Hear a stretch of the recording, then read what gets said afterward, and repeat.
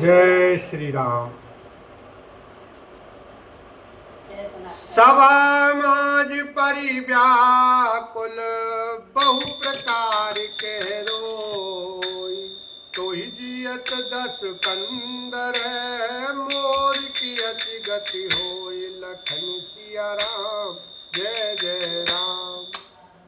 रावण की सभा के बीच वह व्याकुल होकर पड़ी हुई बहुत प्रकार से रो रो कर कह रही है कि अरे दशग्रीव, तेरे जीते जी मेरी क्या ऐसी दशा होनी चाहिए। सुनते सभासद उठे अकुलाई, समुझाई गई बाह उठाई। कह लंकेश कैसी निज बाता, कहीं तब नासा कान निपाता। शूर्पणखा के वचन सुनते ही सभासद अगला उठे। उन्होंने शूर्पणखा की बाह पकड़कर उसे उठाया और समझाया। लंकापति रावण ने कहा, अपनी बात तो कह, किसने तेरे नाक और कान काटे हैं। अवध नृपति दशरथ के जाए, पुरुष सिंह बन खेलन आए। समझ पारी मोहि उनके करनी, रहित निशाचर करी हई धरनी। वह बोली, अयोध्या के राजा दशरथ के पुत्र जो पुरुषों में सिंह के समान हैं, वन में शिकार खेलने आए हैं। मुझे उनकी ऐसी करनी समझ पड़ी है कि वे पृथ्वी को राक्षसों से रहित कर देंगे। जिनकर भुज बल पाई दशानन, अभय भय विचरत मुनि कानन। देखत बालक काल समान, परम धीर धन भी गुण गान। जिनकी भुजाओं का बल पाकर हे दशमुख मुनि लोग वन में निर्भय होकर विचरने लगे हैं। वे देखने में तो बालक हैं, पर हैं काल के समान। वे परम धीर श्रेष्ठ धनुर्धर और अनेकों गुणों से युक्त हैं। अतुलित बल प्रताप दो भ्राता, खल बदरत सुर मुनि सुख दाता।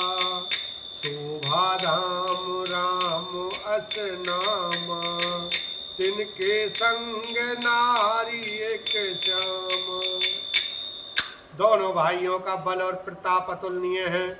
वे दुष्टों के वध करने में लगे हैं और देवता तथा मुनियों को सुख देने वाले हैं। वे शोभा के धाम हैं, राम ऐसा उनका नाम है। उनके साथ एक तरुणी सुंदरी स्त्री है। रूप राशि विधि नारी सवारी, रति सतकोटि तासु बलिहारी। तासु अनुज काटे श्रुति नासा, सुन तव भगनि करई परिहासा।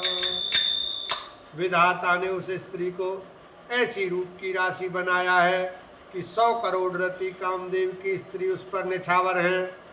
उन्हीं के छोटे भाई ने मेरे नाक कान काट डाले।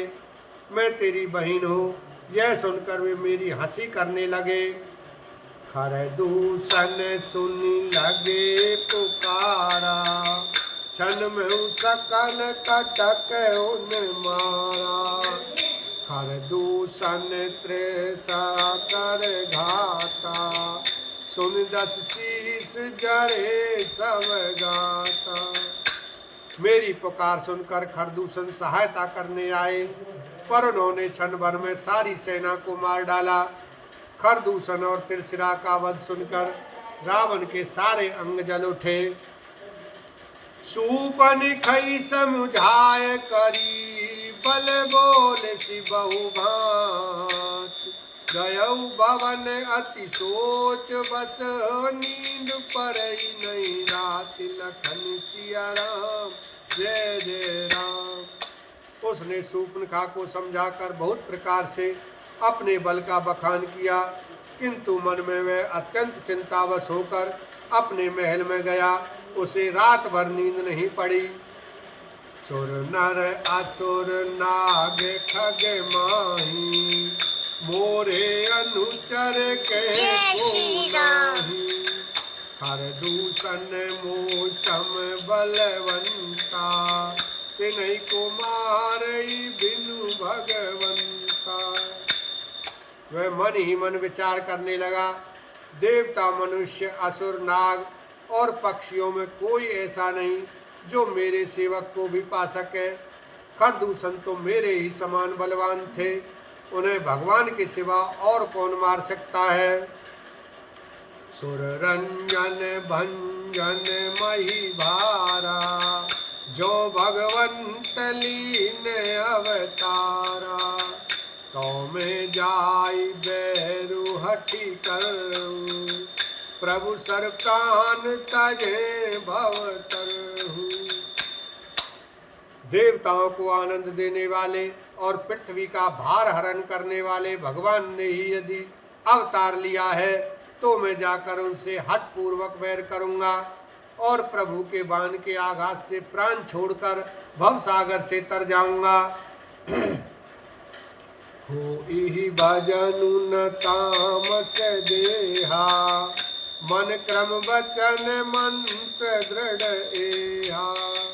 जो नर रूप भूप सुत को, हरि हूँ नार जीतिरन दो।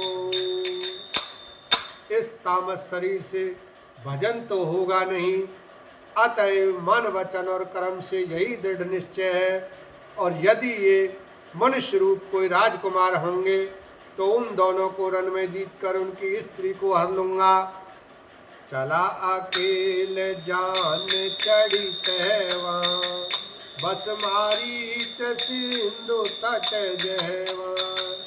यहाँ राम जस जगति बनाई, सुन उमा सो कथा सुहाई।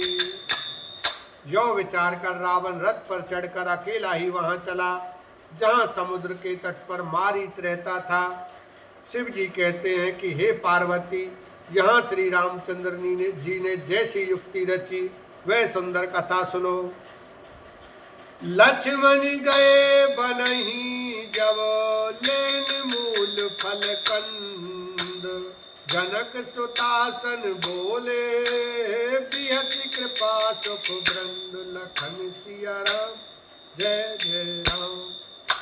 लक्ष्मण जी जब कंद मूल फल लेने के लिए वन में गए, तब अकेले में कृपा और सुख के समूह श्री रामचंद्र जी हंसकर जानकी जी से बोले, बोलो सियावर रामचंद्र की जय, उमापति महादेव की जय।